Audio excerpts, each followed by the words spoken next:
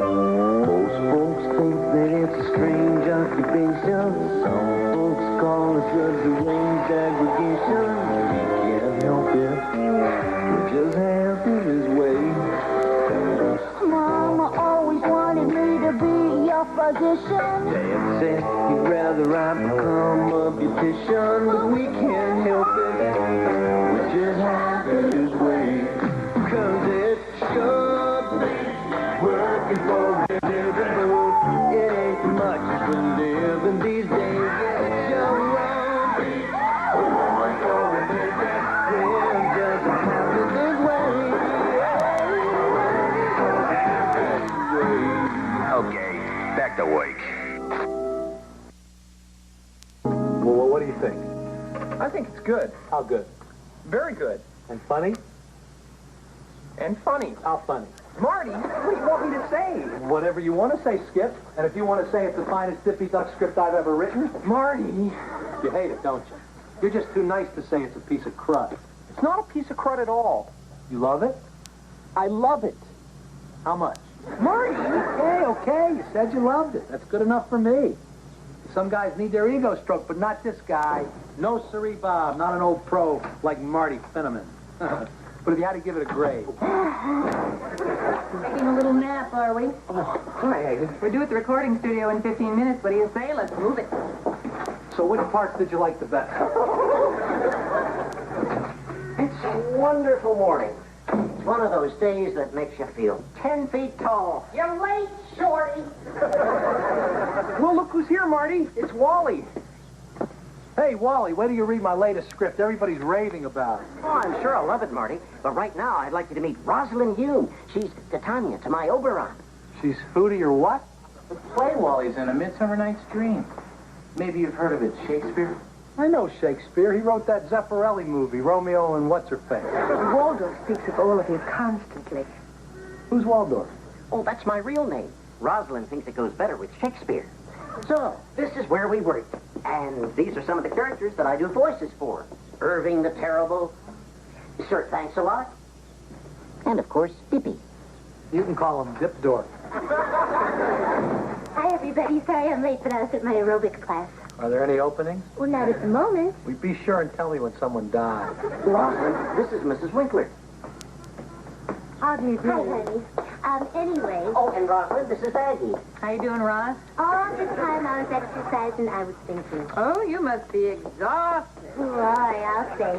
And what I was thinking was, it's really nice being the owner of the duck factory, and I love being the receptionist. But I don't feel like I'm doing anything really constructive, you know? I'm just sort of like figurehead. I like that word, though, figurehead. Certainly you. I mean, I want to get more involved in what we're doing here, okay? So, like, what can I do? What do you mean, more involved? Well, like other widows have done. Carry on their husband's work, like Eleanor Roosevelt, Georgia Rosenblum, Isabel Perón.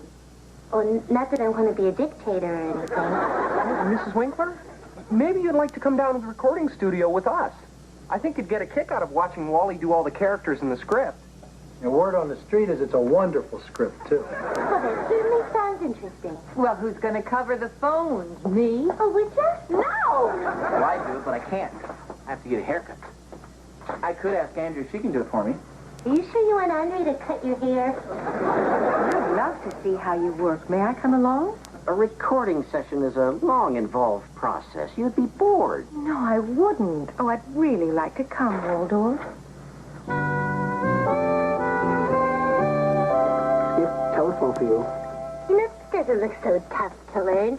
I mean, Buddy taught me how to work his stereo, and it's really complicated. Really? You know, maybe I could come down here, and you could give me a little course. What was your name again? I used to know. Like, for instance, tell me what you're doing right now. What? Brooks, would you tell Mrs. Winkler what I'm doing right now? Right now, he's very close to having a coronary, Mrs. Winkler. I'm sorry. After Roland does his storyboard, we come down here and record the voice tracks. Then we take it back to the studio, and Skip and I will animate to it. We can't do anything till we have the voice track first. So that's how it's done. I asked Buddy to explain it to me once, and he said that they hired animals who could talk. figured he was kidding me.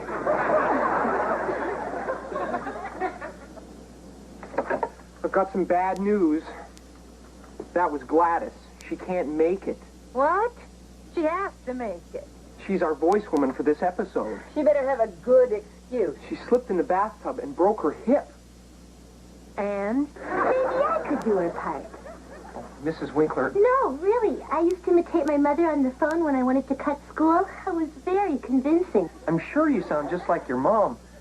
But I think what we really need is somebody whose vocal quality is closer to Gladys's.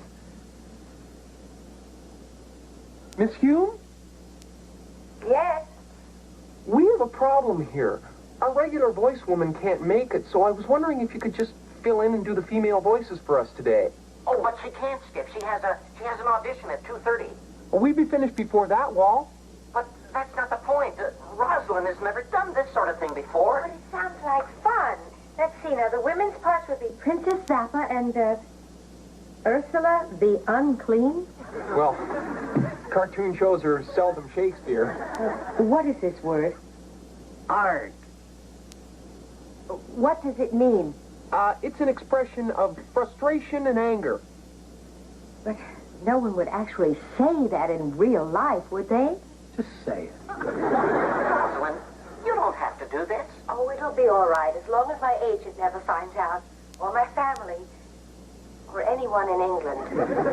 Why don't you set the scene for us, Brooks? Boris Bear, Reinhardt Rhino have landed on the planet Fungola and have rescued Princess Zappa.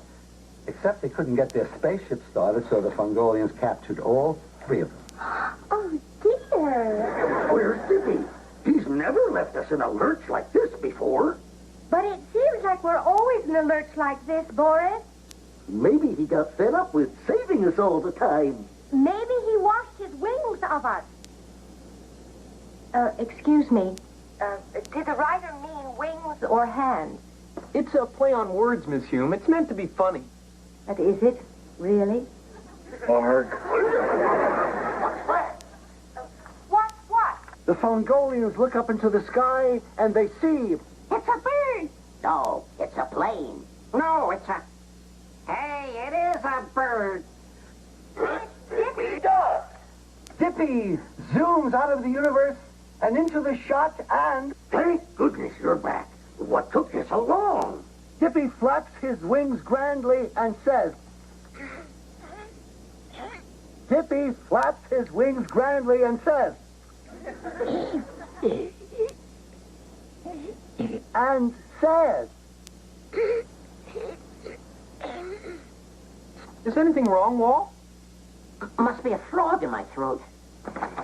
Supposed to be a duck. Wally, take it from Boris's line, top of page 3. Thank goodness you're back. What took you so long? Dippy flaps his wings grandly and says... Wonderful. Now what are we going to do? We got a network deadline and we're already behind.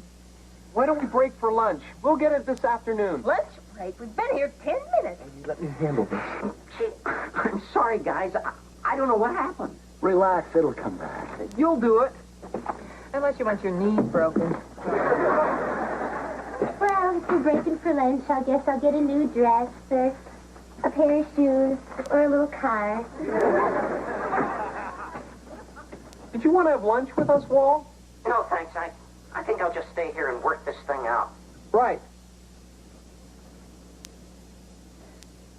Look, Rosalind, why don't you just go on to your audition? Well, if you think I should. Bye-bye.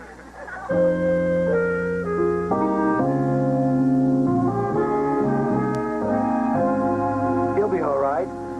What do you think, huh? He's been using his voice a lot rehearsing for that play. That's it. He probably just strained it. Skip.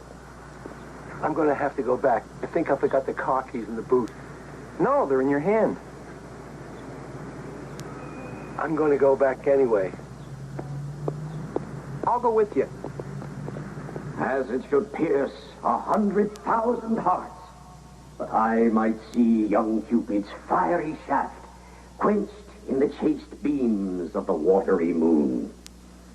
And the imperial votaress passed on in maiden meditation, fancy-free. Oh, hi, guys. Wally, I have known you for close to 20 years. I had no idea you could do Shakespeare like that. It was beautiful. I didn't understand a single word of it, but it was beautiful. I was afraid if I lost Dippy's voice, I might have lost Oberon's, too. You haven't lost Dippy. I think I've lost him for good, guys.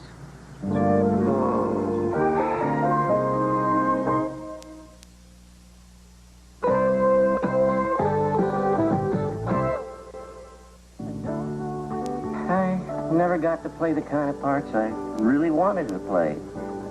Hamlet, Lear, Macbeth. It isn't fair. I mean, where does it say enter Hamlet a tall prince? Yeah. Who said he couldn't be short and pudgy? So when TV came in and knocked radio for a loop, all that was left for cartoons, which led to Dippy. Oh, I was making good dough. I was big at parties. I got a lot of that, hey, Wally, do that duck for us. But Dippy was becoming so much a part of me. I couldn't tell where he left off and I began. I mean, how many women want to climb into the sackaroo with a duck? Certainly not my first two wives. But when I'm just me, I can be as funny as Dippy, or as charming or cute or anything. Sure you can. I find you very charming. You do? Very.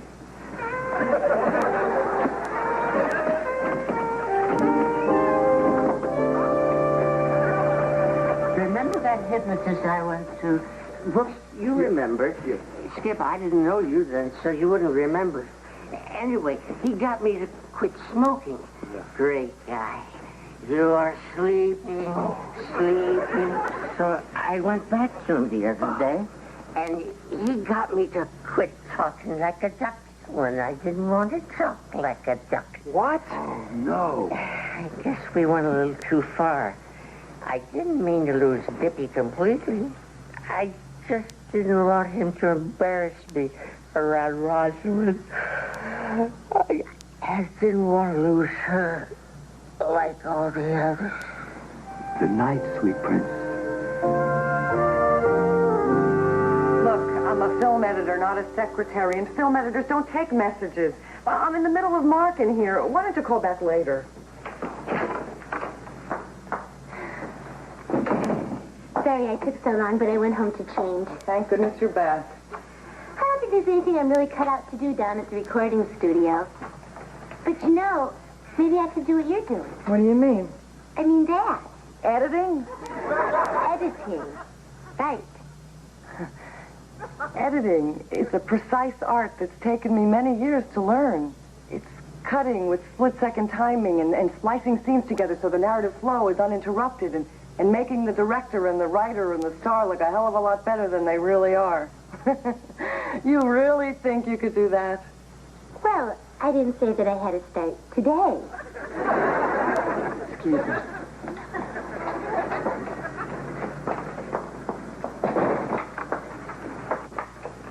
Hey? Where is he? He's taking a nap. But he'll be fine. When will he be fine? Soon, I think. Look, I'm going to ask you once, and I want a straight answer. Can he do the duck? Well, no duck. So, what we've got here is a network deadline and no duck. what are you doing? What you should be doing, I'm going to find someone who can do Dippy's voice. Then I'm going to dump Wally.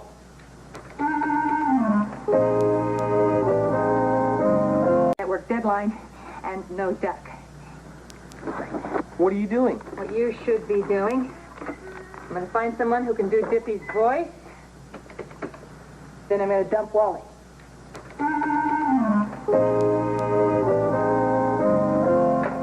What is he call Wally's hypnotist. I thought of that. He doesn't want me to.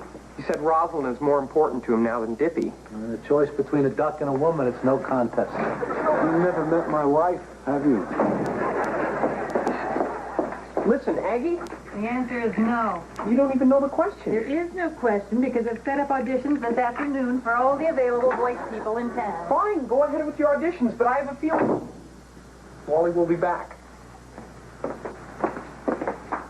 Well, I finally figured out what I can do around here. I can try writing a Dippy Duck script. Writing a script? Well, I mean, I can't do editing, and I can't animate, and I can't do voices. I don't have any real talent, so writing seems like the only thing left for me to do. This is Yoshi Nakamoto. He was the voice of Minoru Mouse for several years in Japan. Anytime you're ready, Yoshi. Dippy Duck auditions, Yoshi Nakamoto, take 1. Dippy Duck. 誰から間違って事件爆弾を木曜日にしないで今日に合わせた。だからあと10秒でこの木星は爆発する。みんな宇宙船に乗り込め。早く早く早く。Sayonara, Yoshi. Before we start, I have a couple of questions here. What kind of a duck is this? It's a funny duck. I mean, I have to become this duck. I have to reach down inside and figure out what it means to be this duck. Get rid of him. Dippy is the hero of our show. Well, then how come on page 2 he's scared? He's a scared duck. That's good. I like that, a duck who's human. I have a couple of more questions here. Page 6. Arlen, Yeah? take a hike.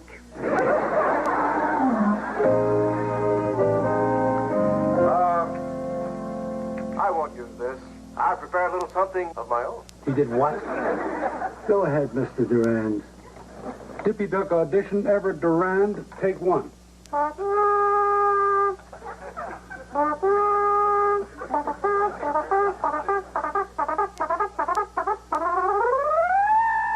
Hi, I'm Dippy Duck, and I'm just pleased as punch to have the chance to audition for all you nice people. And to give you a sample of my, well, prodigious acting and singing abilities. Now, I've taken the liberty of bringing along my backup group, the Mallards of Melody, Great. to regale you with our rendition of the Hallelujah Chorus from Handel's Messiah. Quack along if you know the words. How long do we have to listen to this guy? Ready, fellas? A 1 and a 2 and a 1, 2, 3.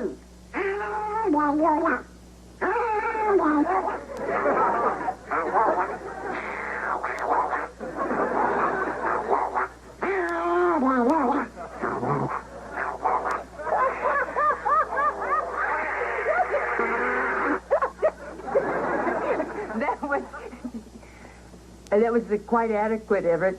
What do you think, Brooks? Does he think? What do I think? He threw away my script. Any bozo could do a flock of singing ducks. Well, I think the altos were a little flat. Shut up, Brooks. Mr. Durand, the job is yours. The job is his. That improvising tool. We can start immediately if we can work out the terms.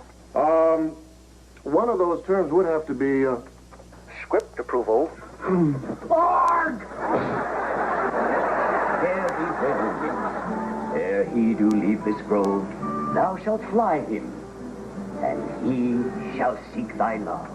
Boy, you're gonna knock him dead with a voice like that. You look so impressive in that costume. Well, the stage always was my first love. So I guess everything has a reason.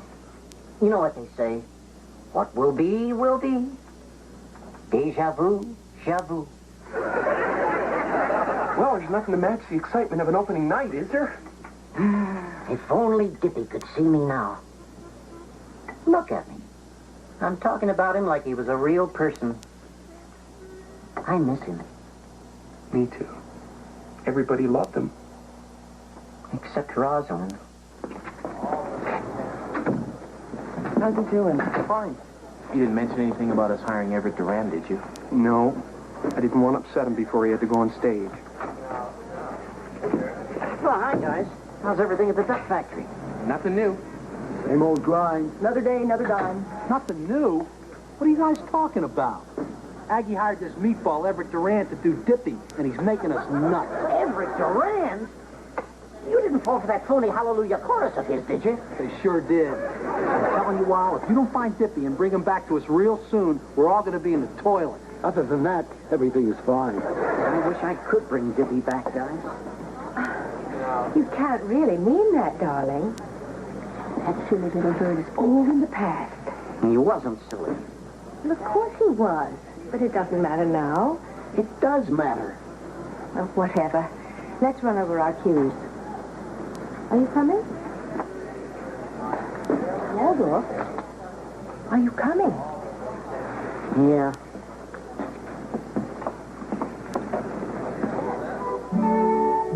And then the whole choir hold their hips and laugh, and waxing in their mirth, and yease and swear. A merrier hour was never wasted there. But room, Fairy, here comes Oberon, and here my mistress. Would that he were gone. You met by moonlight, proud Titania. What, jealous Oberon? Fairy, skip hence. I have forsworn his bed and company. Terry Rashwanam. Am I not thy lord? Why, then I must be thy lady. But I know when thou hast stolen away from fairyland, and in the shape of Corin sat all day playing on pipes of corn, and versing in love with amorous Phillida. How canst thou thus For shame, Titania. glance at my credit? With Hippolyta.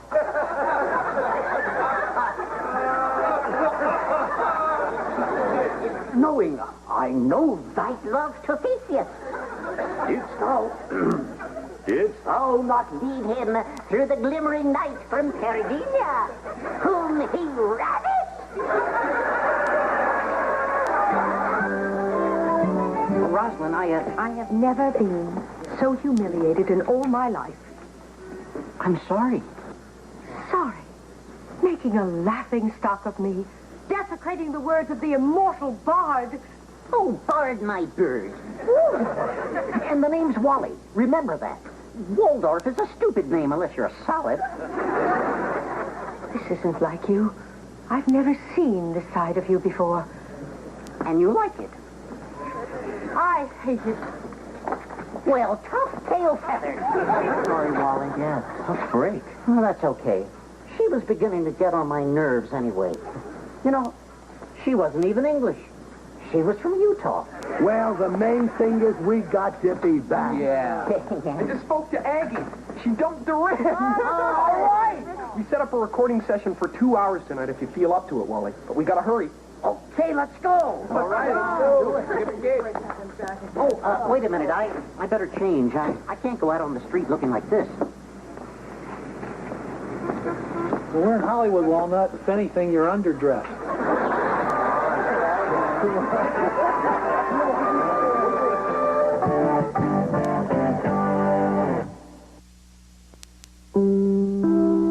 Next on St. Elsewhere, when Dr. Caldwell is assaulted, his secret affair is exposed. Later, Johnny Carson welcomes Shelley Winters and comedian Ronnie Shakes. Auto airbags, are they safe?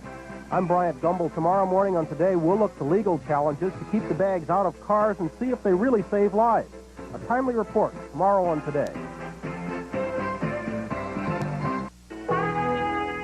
Take it, cat.